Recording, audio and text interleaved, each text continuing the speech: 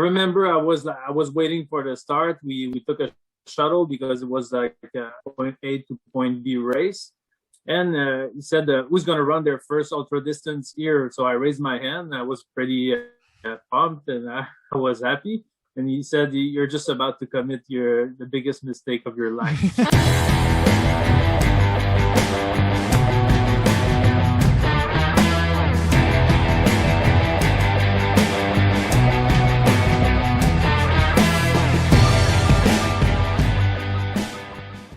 Hey, what's going on? Well, the Monarch Ultra Virtual launched yesterday. And That's right. We already have 9 people signed up. One from California.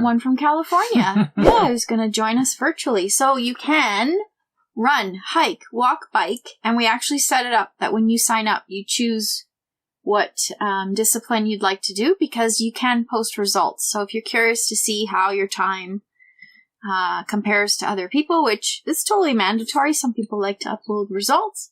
That's why we split it out. We have a Canada and we have an international rate to cover shipping. You're going to get a beautiful 2-sided medal, butterfly on the front, and the life cycle of a monarch on the back. It's currently being designed. Cool. You get a bib with the migration map. And speaking of the map, one cool thing we're going to do is we're going to have, once you upload results, we upload them to a map that's going to move a butterfly icon from the Sierra Madres in Mexico, where the butterflies winter. And it's going to move 4,300 kilometers, 10K at a time, all the way to Peterborough. Wow. That's cool. And you're going to also receive a custom neck gaiter. Check it out, GottaRunRacing.com. And a large portion of the proceeds will benefit Camp Kawartha in Peterborough, which is a camp for kids, and they have a lot of programs for conservation. So they're teaching the next generation what this is all about and why we need to protect it. So it's fantastic. Cool, and that is all live. It's live. And also the Canadian National Parks, you featured another... Yes, so we've moved on. We're moving eastward. We're now in Manitoba at Riding Mountain National Park. I heard that's really nice there. Yeah, it looks beautiful. Every time, because we're sending out emails to our participants about the parks, every time I do the research, I'm like, okay, that's added to the list. So we want to go to all 13.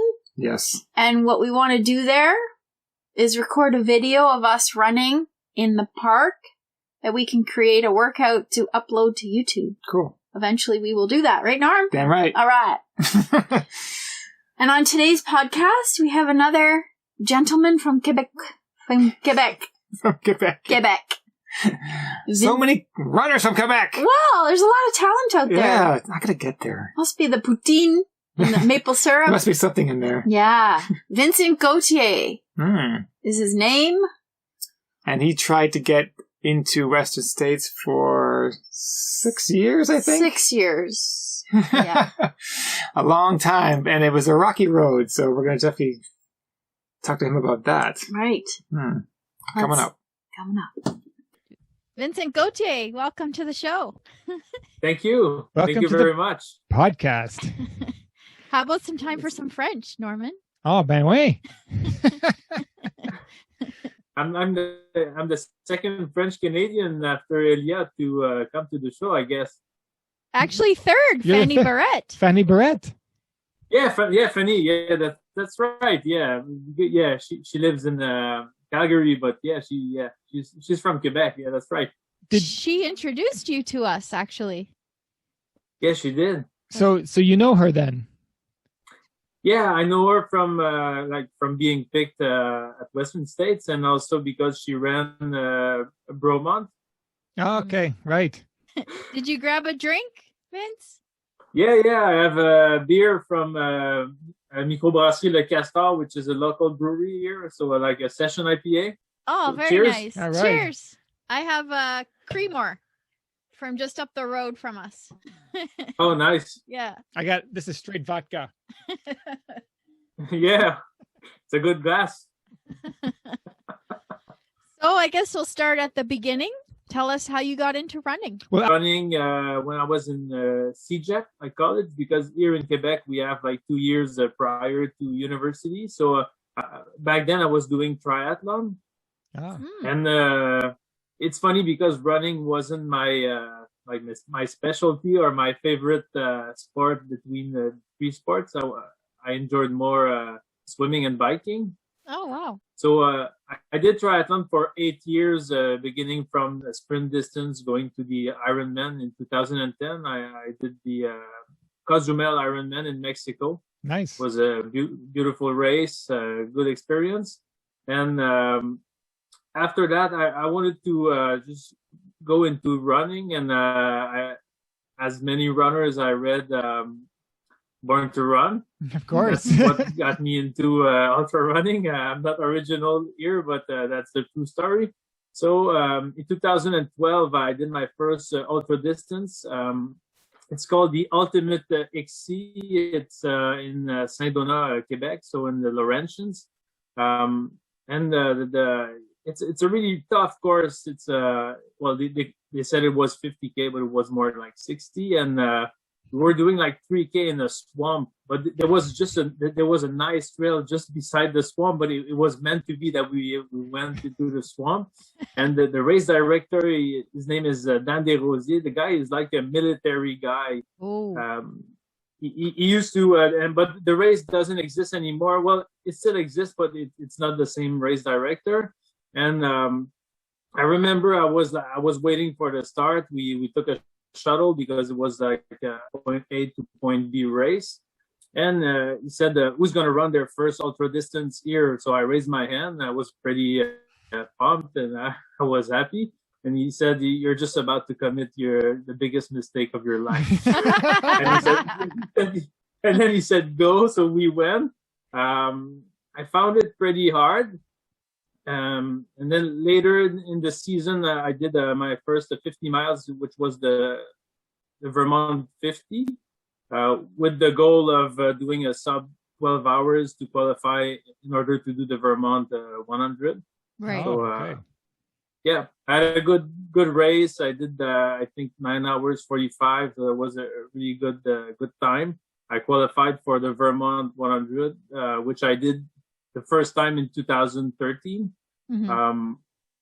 I was like a sub 24 until like 150K, and then my legs were completely trashed. So I ended up finishing in 25:08. I was happy to finish, but I was a bit disappointed because I was really aiming for that sub 24 and for the buckle, because back then they were giving the buckle only to sub 24 finishers. Right. So that was my my first experience as a 100-miler. But back then, sorry, the race that you were mentioning, your first ultra, that was a 50K? Yeah. And that didn't scare you off, obviously, even though it was pretty intense. No, I wanted to, because I experienced like 12 hours in my Ironman. So I wanted to see like, beside 12 hours, I wanted to see what it looks like to go like all night running. Right. And yeah. Oh, that's so interesting. It was a good. That's interesting that you bring that up, because we've talked to a few ultra runners who were triathletes first, and we always want to know, so what's the hardest, Ironman or 100 mile or 100K? Definitely 100 miles. Was the Vermont 100 the reason why you did that one first was specifically to get a ticket to Western? Not the first time. I knew Western States, like I knew the race Western States. So I didn't put my name into the hat the first time in 2013. I mean, it was just I wanted to see first how would I react running 100 mile, which was a good effort, 25:08. Now that I think about it, I'm proud of my time, but after the race, I was a bit disappointed. So I started putting my name into the hat for Western States in 2014. Hmm. 2014, I did 200 miles. I did the Eastern States in Pennsylvania in August. At that time, it wasn't a qualifier. It was the first edition, so it was a pretty brutal course. But it was hard. It was pouring rain during the night. I almost stopped because of hypothermia, but I remember that guy at the aid station. He said, "Go on or go home." So I said, "Go on." It was just enough for me to get on my feet and to keep going. It was a good race, and 2 months after that, I did Oil Creek, also in Pennsylvania, which is a really nice race too. It's like 3 loops of 50K, and you have an extra loop of 10K. So it's during the fall, mid-October, I would say, and so that's the first time I had a qualify.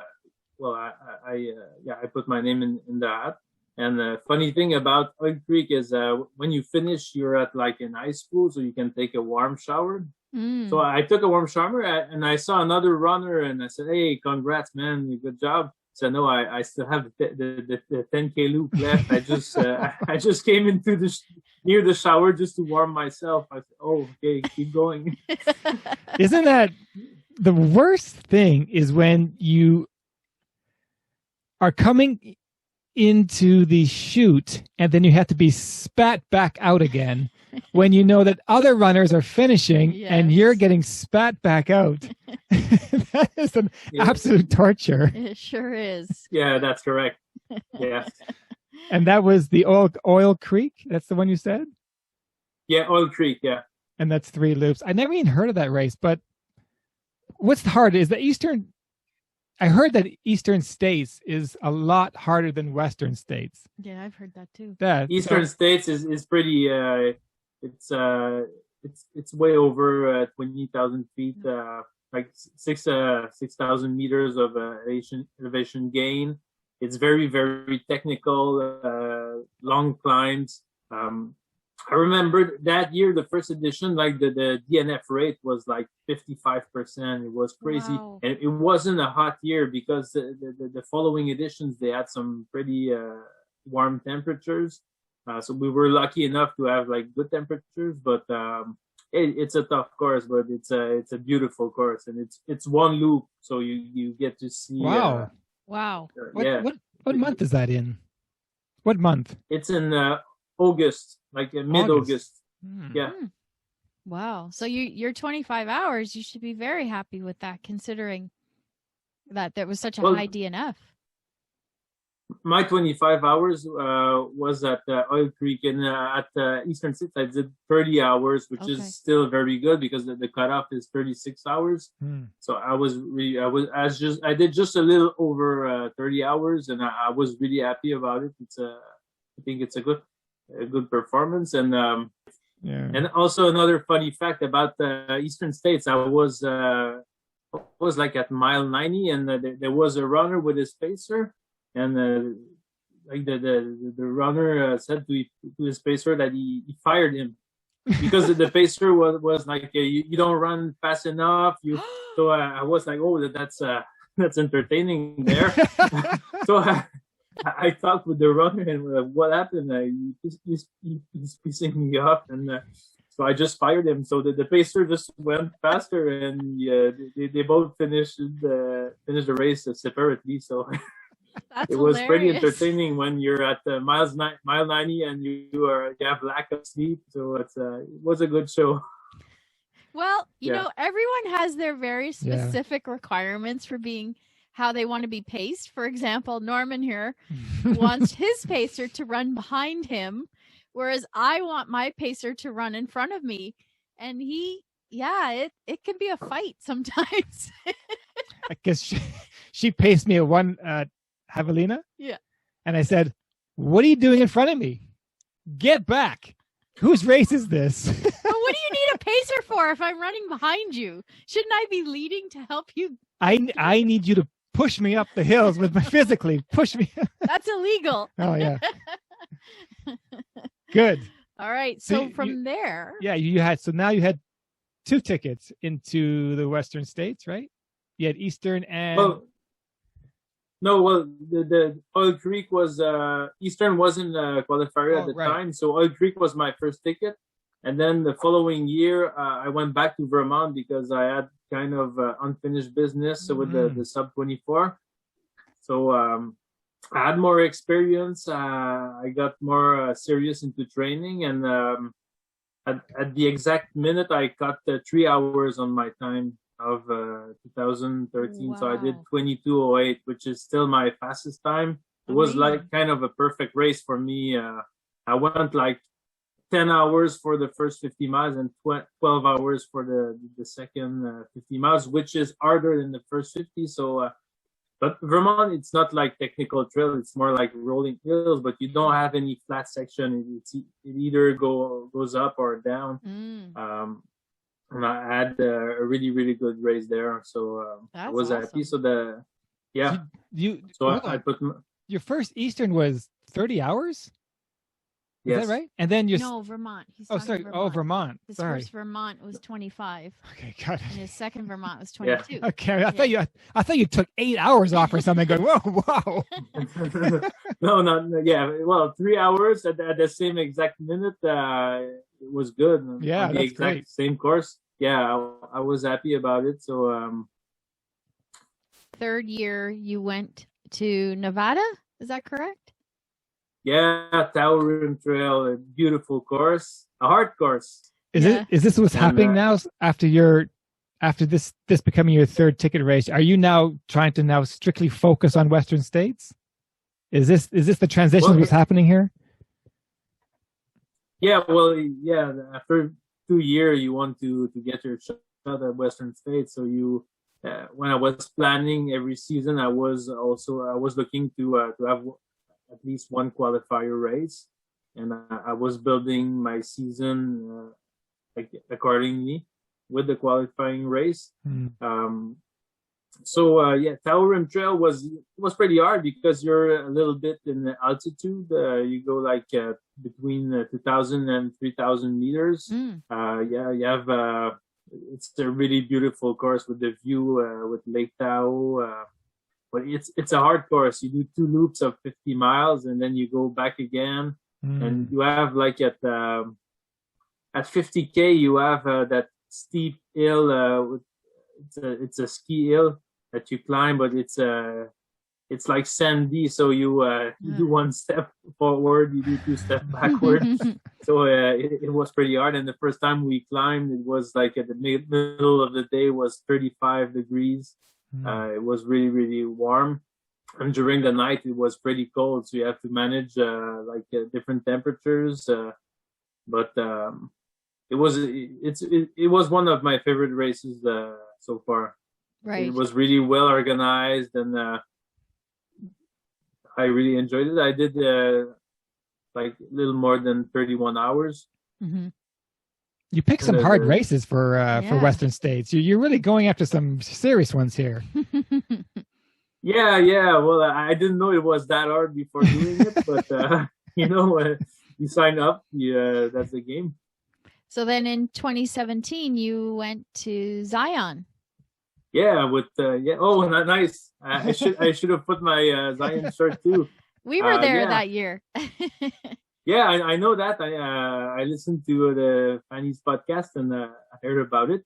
So yeah, I did the Zion that year. I wanted to experience because here in in the eastern part of North America, we only have like green tunnel races in the forest. So I wanted to experience kind of more of a desert race. Mm-hmm. So I went with a few runners friends. So we went to Vegas, but we were really calm. We didn't. And so Zion was a pretty good race. It was tough. I mean, the surface is pretty tough. Especially on top of the mesas. It's such a hard course. I hated that part. Oh, It was worth the view. Like the climb to the mesas was spectacular, but when you're on the mesa, it's like, when is this over? I think it was a half marathon up there. Literally, it was so long. Oh, You know, yeah, like- it was long.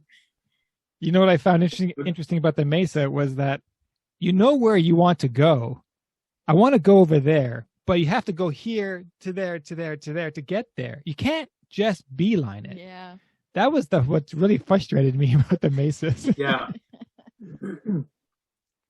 It was a good race, but I mean, at the end with the desert loops, Yes. wasn't my favorite part, and you always come back to that 1-8 station, and I was seeing some of my friends, but they were like 1 or 2 loops ahead of me. I was like, damn.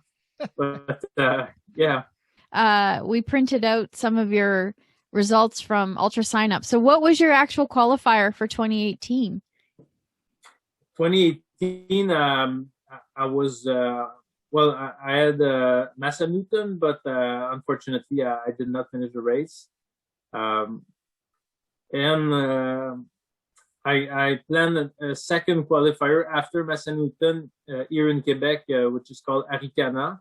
Oh yeah. And also, I was unlucky to have a DNF there too. So, but I was lucky enough to take my 1 year by in 2018. Clever. Okay. Yeah.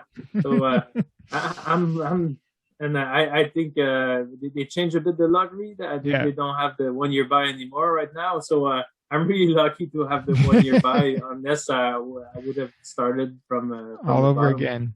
Yeah. All So over again. With this many tickets in Western, are you thinking, leading up to December 2018, this is my year. This is my year. Well, so I took the 1 year buy, so I wasn't able to put my name in the ad that year, 2018. So I had to plan another qualifier the following year. Right. So the following year, my plan was to go back to Massa Newton. Unfortunately, I had another DNF. So I have like quite a few DNF, but that's part of my story, and that made me the runner who I am today. For sure. I learned a lot from those experiences. But I planned because I already took my 1 year buy, so I was clever enough to plan a second qualifier that year in 2019, which was the Twisted Branch 100K in the state of New York. Mm-hmm. So it was like at the end of August or beginning of September, I think, or mid August. So it's a 100K point A to point B. And when they say twisted branch, like all the trails, it's all twisted, so you go like forever. But it was a beautiful course. It was a well organized race. So I finished that race. So I have my fifth year of being in the lottery, and I threw a big lottery party at my house in 2019 in December, like before the pandemic. Yes. So I had we were like 10 or 15 runners at we were drinking beer and having a good time. We did a little run before the lottery, and I wasn't paying I wasn't paying much attention to the TV when Kathleen, a runner friend of mine, said, "Vincent, you have been picked." So I was really, really, really happy. I was yelling, and we did some fireball shots after that. Nice. Yeah, just to celebrate. Yeah. So we had a good time. I was really happy, and I think all of the international participants in Western are very grateful for the deferral to 2022, because trying to manage figuring out how to make that work in all of our lives would be very, very stressful. And I don't think anybody would have shown up and been ready to go, you know, would have been very, very stressful. Yeah. So I know I'm grateful for him. So I'm sure everyone's feeling the same way. Yeah, it was a really classy move from Western States. And now that you have your ticket to Western and you don't have to think about getting races that you need tickets for, what is on your list now that has nothing to do with Western States? Anything in Europe? No, not like UTMB is not on my to-do list. I don't like races with thousands of participants, even though it is very, very scenic and it's one of the biggest races out there. I like more like smaller races. I have a race coming, hopefully in Bromont Ultra, which Fanny spoke about that race. It's a hard race. It will be my 5th attempt at Bromont. I have 4 DNF in a row. Just for various reasons. I had the injuries. Last time I did it was in 2019. It was more like problem with eating and mental. So is it mental? It has nothing to do with the course. It's basically. Well, the course is hard. It's 2 loops of 50 miles, and it's hard because there's some good climbs, and when you switch between climbs and pretty like rolling terrain with some It sounds like these other ones are harder. These other ones that you did sounds like Zion's harder. I know. I don't know why I have a problem with it. I have like a love-hate relationship with this race, but it's such a classic here in Quebec. Big sense of community, and it's during the fall, so we have all the colors. I know the organizers very well. Well, they know me very well because I also the volunteers, they call me by my own name. It's and it's not far. It's like 90 minutes drive from here, so it's almost a tradition for me to go there, and I will go there until I finish. So it is time for me to finish this one. So hopefully this fall. This is the year. This is it. Yeah, this is the year, definitely. Yeah. All right. Yeah. We're going to be watching. Yeah, I know you are. You may see us at the finish line with a mic in your hand. Hey, how'd it go out there? Yeah, post-race interview. Yeah. I have to come back to to give you some update about it. Yeah, absolutely. Yeah, for sure. And some of these races, you're going over 30 hours. So any sleep deprived? Do you see any things at night? Hallucination? Any critters in your face? Yeah, well, sometimes I see but when I was doing Orcas Island, there's another guy who saw Yoda. So I wish I wish I would have seen Yoda too, but it didn't happen. But sometimes I get a little dizzy, so I don't see like things moving, but I see like the wood, and I think it's a bear or but it's part of the game. But one of our runner here in Quebec, Patrice Godin, who which is a runner who got me into ultra running. I think he saw Mickey Mouse sometimes. The mouse is running right beside him. I would love to see that. Jesus, that's funny. Mickey Mouse. Okay, well, thank you so much for your time today. It was really nice chatting with you. And thank you very much. It was a good experience for me. I really enjoyed the chat. Yes. And hopefully next June we'll all be there. All the Canadians. Yeah. We'll be there, and we'll have a pre-race party and a post-race party. Yeah. And it's going to be an amazing time, right? Absolutely. Definitely. Looking forward to meet you both in real. Absolutely. Well, Vincent, we like to finish off with a few rapid fire questions, just so that our viewers can get to know you a little better. If you're ready. En français. Yes. No, not en français. That would be a challenge for you guys. Okay. Have you lost a toenail?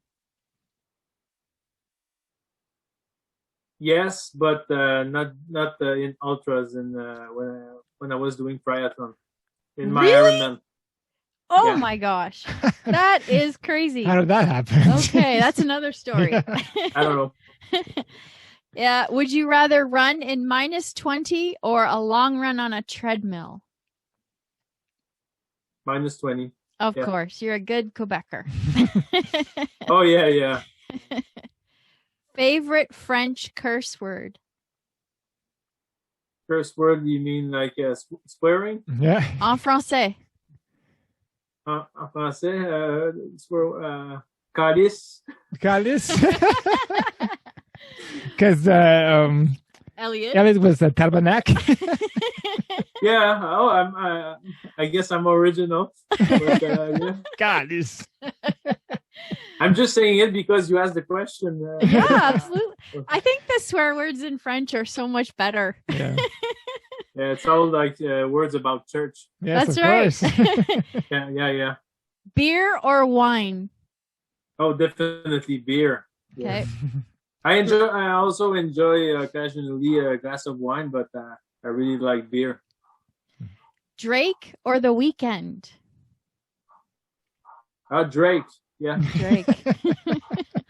Another Yeah, sport. Another sport you'd like to excel in other than running? I do a bit of biking. I have like a gravel bike, but I don't do it for performance. Just and I would like to do maybe some bikepacking trips also. I like to just go out with my bike and explore new trails Okay, and last question. Especially since we're all locked down and not traveling, where's the first place you want to get on a plane and fly to, other than Western States? Not running related. Not running related. I'll probably go somewhere south.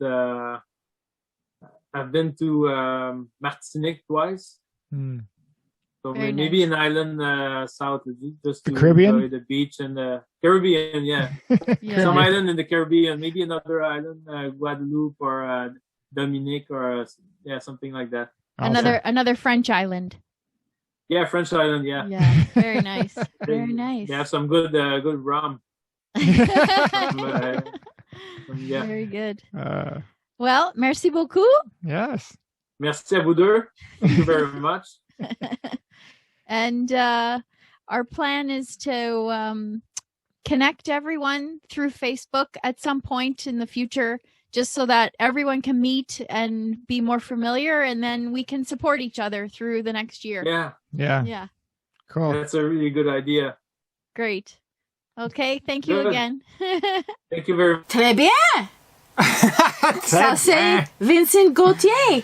Wow, he had a lot of difficult races he chose for his Canadian Trail to Western States. He sure did. He likes punishment, by the sounds of it.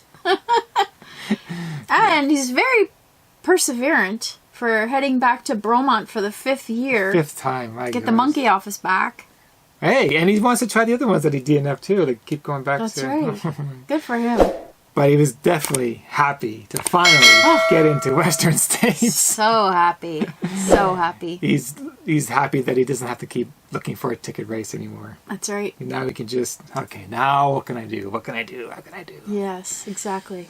Cool. That was great. Nice to meet him, and we wish him well. And we'll see him hopefully next year No, we will see him next year. at Western States start line. All right. Cheers.